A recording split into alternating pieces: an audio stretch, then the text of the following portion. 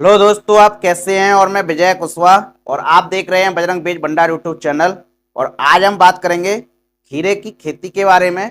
और आज हम खीरे की ए टू जेड संपूर्ण जानकारी के बारे में बात करेंगे कि इसके बुआई का समय क्या है, इसकी फसल अवधि कितनी होती है, इसकी खेती के लिए कितने तापमान की आवश्यकता पड़ती है, खीरे की खेती हम किन किन मिट्टियों में कर सकते हैं, खीरे की खेती के लिए हमको खेत की तैयारी कैसे करनी चाहिए, इसकी कौन कौन सी उन्नत किस्में होती हैं, इसकी कितनी मात्रा लगती है, इसके बुवाई का तरीका क्या है, खीरे की फसल में कौन कौन सी खाद का इस्तेमाल करना चाहिए, बुवाई के समय कौन सी खाद और कितनी मात्रा में इस्तेमाल करनी चाहिए, खीरे की खेती में कौन कौन से खरपतवार उगते हैं उनका नियंत्रण कैसे करना चाहिए, इसमें कौन कौन से रोग लगते हैं उनका नियंत्रण कैसे करना चाहिए, इसमें कौन कौन से कीट लगते हैं उनका नियंत्रण कैसे करना चाहिए, इसके फलों की तुड़ाई हमको कब करनी चाहिए, इसका उत्पादन कितना होता है, सभी बातों पर चर्चा करेंगे। तो जो भी लोग हमारे चैनल पर पहली बार आए हुए हैं या जिन्होंने अभी तक हमारा चैनल सब्सक्राइब नहीं किया है तो प्लीज आप हमारे चैनल को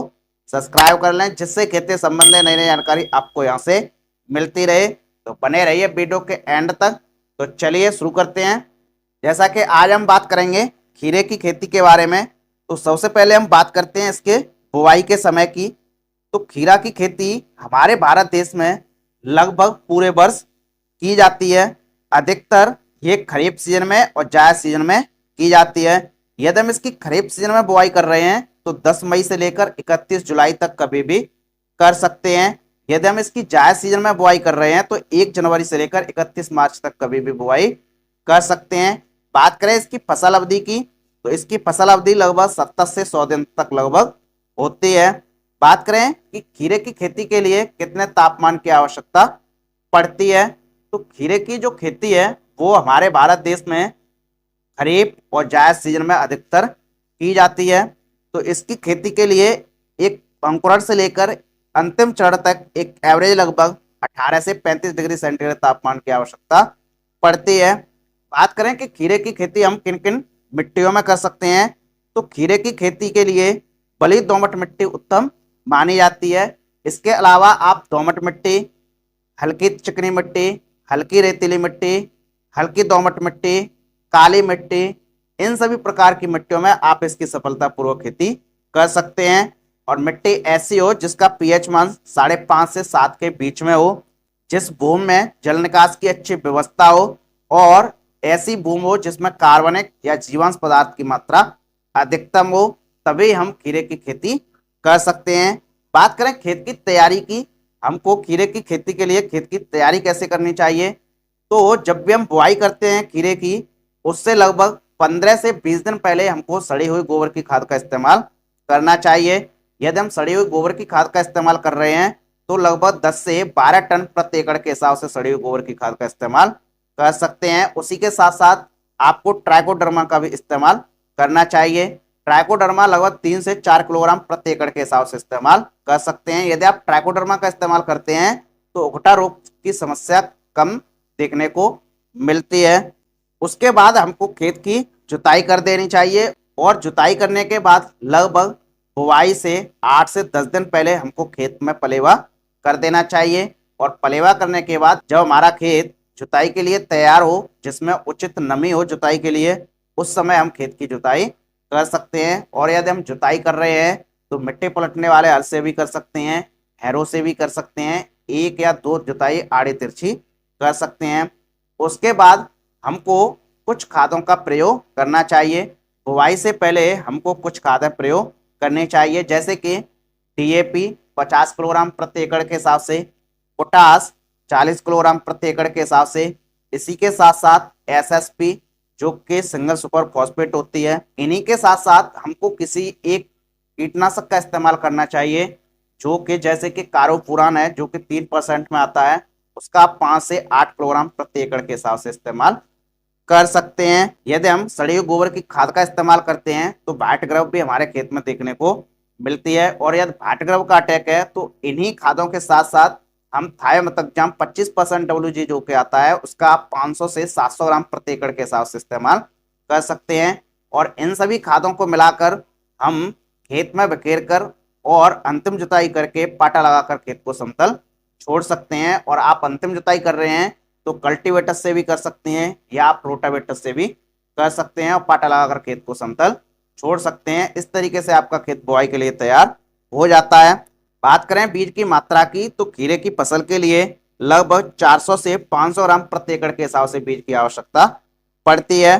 बात करें इसकी उन्नत किस्मों की, तो हमारे भारत देश में खीरे की बहुत सारी वैरायटियां अलग अलग स्थानों पर लगाई जाती हैं। उनमें से हम कुछ वैरायटी आपको यहाँ पर बता दे रहे हैं, जैसे कि क्रस वैरायटी है जो कि वीएनआर सीड्स की है, रागिनी जो कि श्रीराम कंपनी की है, मालिनी जो कि सेमिनेस कंपनी की है, ग्लोसी जो कि सिंजेटा कंपनी की है, NS 404 जो कि नामधारी सीड्स कंपनी की है, चित्रा जो कि एक्शन हाईवेज की है, नाजिया F1 जो कि ईस्ट वेस्ट कंपनी की है, माही सुडोना जो कि मैको सीड्स कंपनी की है, कुमुद जो कि वीएनआर सीड्स कंपनी की है। तो ये हमारे भारत देश में बहुत सारी वैरायटियां पाई जाती हैं। इनके अलावा और भी अलग अलग स्थानों पर अलग अलग वैरायटियां पाई जाती हैं। और आप यदि खीरे की खेती कर रहे हैं, आप कौन सी वैरायटी लगाते हैं, तो आप कमेंट करके हमको बता सकते हैं। और इस समय आपने कौन सी वैरायटी लगाई है, आप कमेंट करके हमको बता सकते हैं। बात करें बीज उपचार की, तो यदि हम खीरे की खेती वैज्ञानिक तरीके से कर रहे हैं,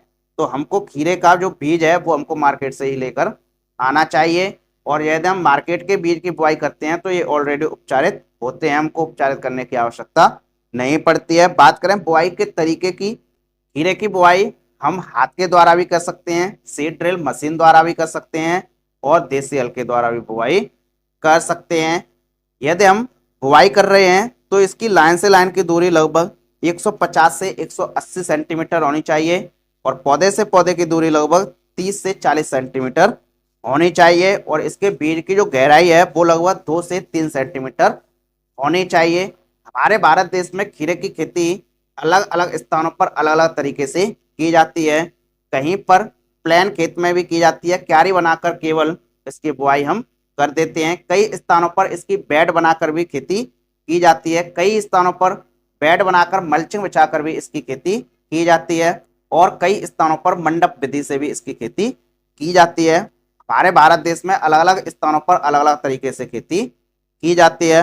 बात करें इसके खाद और उर्वरक की, जब भी हमने इसकी बुआई की थी उस समय हमने खादों का विवरण आपको बता दिया है। उसके बाद जब आपकी फसल लगभग 25 से 30 दिन की हो जाती है, तो उस समय आप कुछ खादों का प्रयोग कर सकते हैं, जैसे कि यूरिया 30 से 40 किलोग्राम प्रति एकड़ के हिसाब से इस्तेमाल कर सकते हैं। उसी के साथ साथ आप ह्यूमिक एसिड का भी इस्तेमाल कर सकते हैं।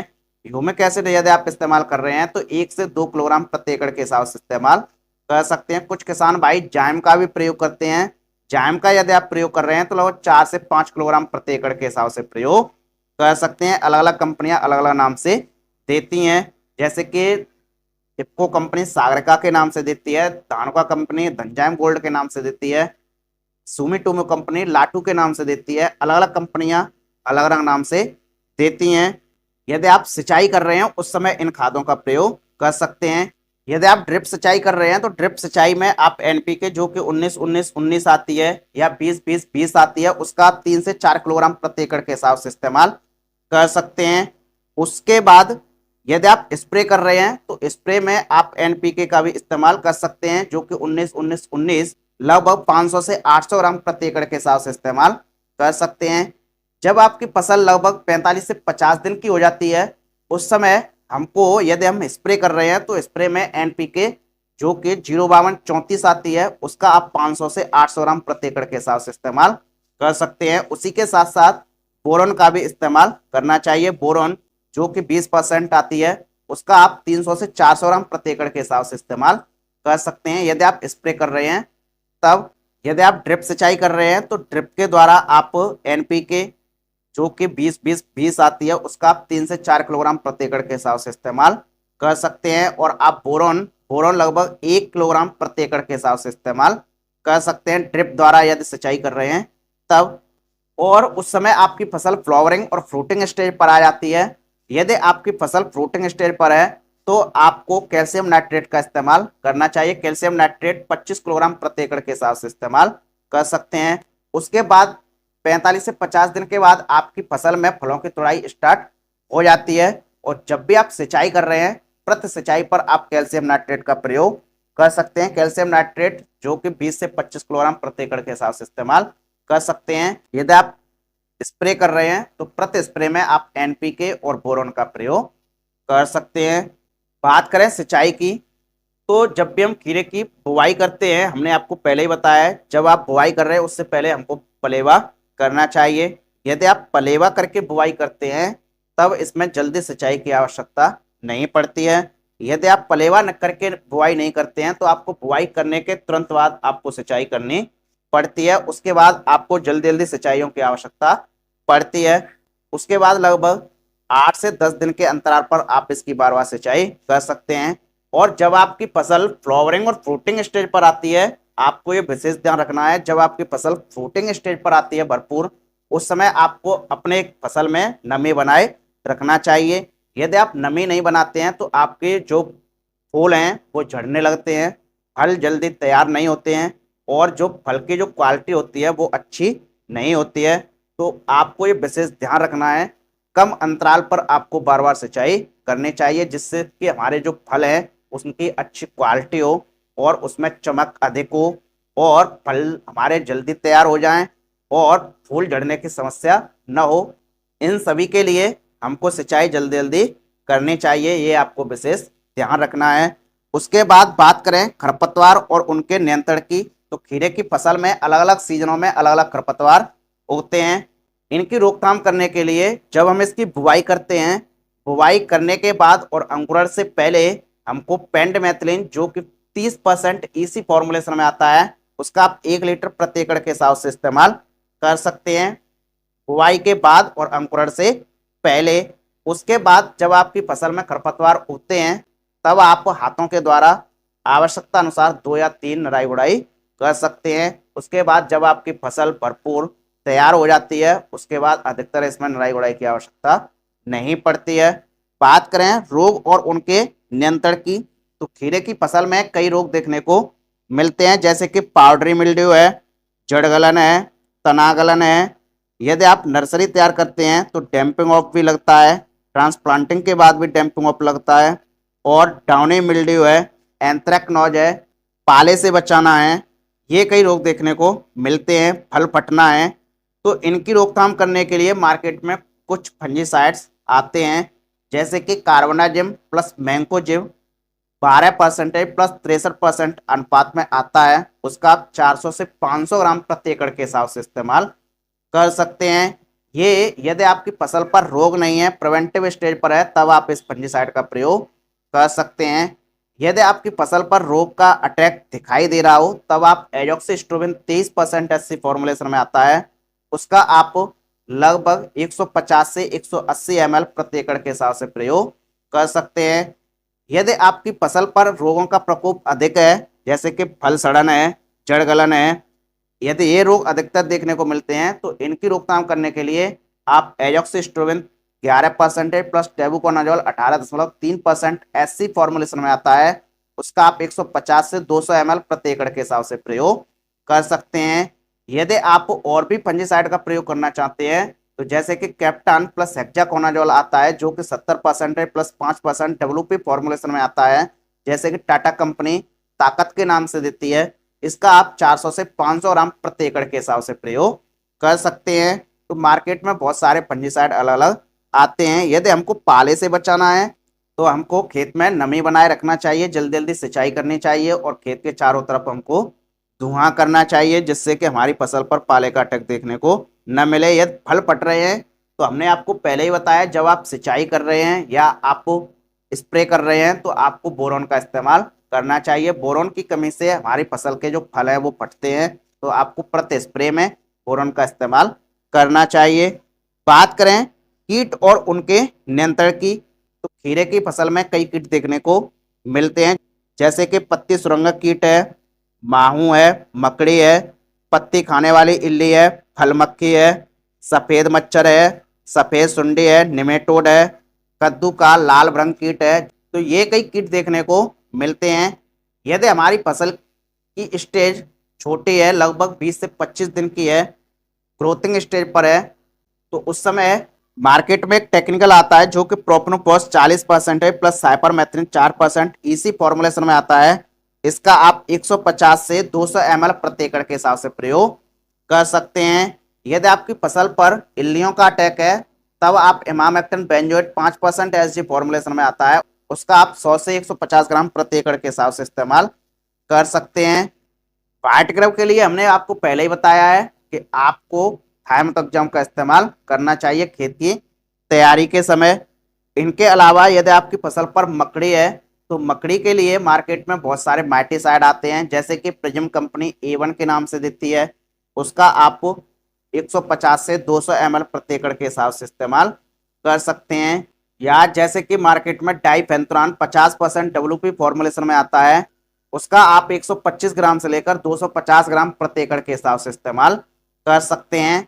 और जब भी आप स्प्रे कर रहे हैं तो प्रति स्प्रे में आपको नीम ऑयल का इस्तेमाल करना चाहिए। नीम ऑयल जो कि 1500 ppm में आता है, उसका आप 300 से 400 ml प्रति एकड़ के हिसाब से इस्तेमाल कर सकते हैं।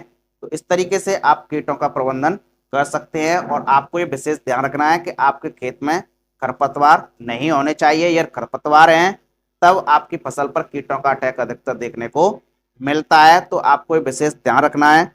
बात करें फसल ग्रोथ के लिए हमको कौन कौन से प्रोडक्ट प्रयोग करने चाहिए, तो इसके लिए हमने आपको पहले ही बताया, आप यूरिया का इस्तेमाल कर सकते हैं, एनपीके का इस्तेमाल कर सकते हैं, ह्यूमिक एसिड का इस्तेमाल कर सकते हैं, इन सभी का इस्तेमाल कर सकते हैं। यदि आप स्प्रे कर रहे हैं तो स्प्रे में कुछ टॉनिकों का प्रयोग कर सकते हैं। यदि आपकी फसल ग्रोथिंग स्टेज पर है तो उस समय आप जैसे कि ईसाबियोन टॉनिक आता है, धनजाम गोल्ड टॉनिक आता है, अमीनोसेल गोल्ड टॉनिक आता है, ये कई टॉनिक आते हैं, इनका आप प्रयोग कर सकते हैं। इनका यदि आप प्रयोग कर रहे हैं तो 500 ml से लेकर 1 लीटर प्रति एकड़ के हिसाब से इस्तेमाल कर सकते हैं। यदि आपकी फसल फ्लावरिंग और फ्रूटिंग स्टेज पर है तो उस समय हमको ऐसे कौन से प्रोडक्ट प्रयोग करने चाहिए जिससे कि हमारी फसल पर फूलों का झड़ना कम हो, फूल फलों में अधिकतर परिवर्तित हो और फलों की जो क्वालिटी है वो अच्छी हो। इनके लिए हमको कौन कौन से प्रोडक्ट प्रयोग करने चाहिए, तो इनके लिए मार्केट में कुछ टॉनिक आते हैं, जैसे कि कोरोमंडल कंपनी फेंटेक प्लस के नाम से देती है, उसका आप यदि प्रयोग कर रहे हैं तो 200 से 250 ml प्रति एकड़ के हिसाब से प्रयोग कर सकते हैं। गोदरेज कंपनी डबल टॉनिक के नाम से देती है, उसका आप 100 से 150 ml प्रति एकड़ के हिसाब से प्रयोग कर सकते हैं। एजेंकिया कंपनी इकोस्टिम के नाम से देती है, उसका आप 200 से 250 ml प्रति एकड़ के हिसाब से इस्तेमाल कर सकते हैं।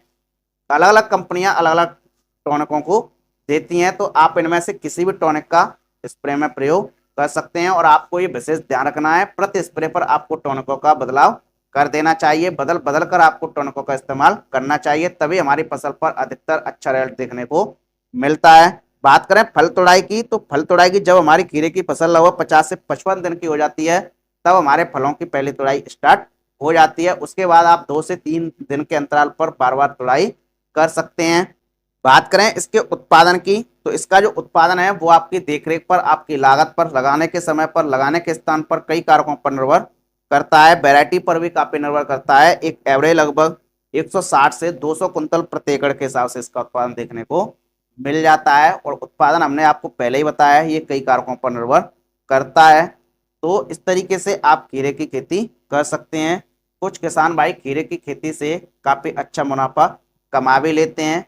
और जब भी आप खीरे की खेती कर रहे हैं तो और किसानों की अपेक्षा आपको लगभग 10 से 15 दिन पहले खीरे की बुआई कर देनी चाहिए। यदि आप अगेती खीरे की बुआई करते हैं तब आपको अच्छा मुनाफा देखने को मिलता है, क्योंकि जो फल हैं वो जल्दी तैयार हो जाते हैं, फलों की तुड़ाई जल्दी स्टार्ट हो जाती है। और जब हम इनके फलों को मंडियों में ले जाते हैं तो इनके जो भाव हैं वो हमको काफ़ी अच्छे मिल जाते हैं, तो काफ़ी अच्छा हमको प्रॉफिट देखने को मिल जाता है। तो इस तरीके से आप खीरे की खेती कर सकते हैं। तो ये रही खीरे की खेती की A to Z संपूर्ण जानकारी। तो आप देखते रहिए बजरंग बीज भंडार यूट्यूब चैनल, और मिलते हैं नेक्स्ट वीडियो में एक नई जानकारी के साथ। जय जवान जय किसान।